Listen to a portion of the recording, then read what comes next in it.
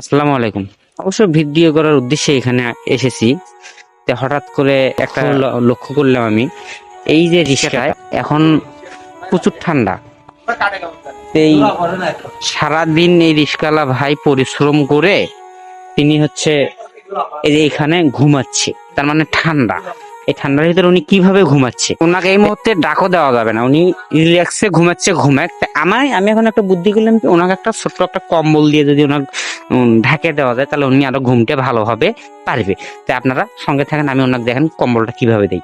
দেখি কম্বলটা দাও।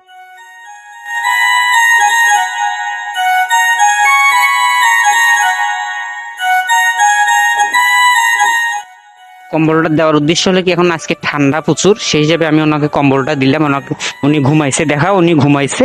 তো এখন উনি আরো রিল্যাক্সে ঘুমাইতে পারবে, ঠান্ডা লাগবে না।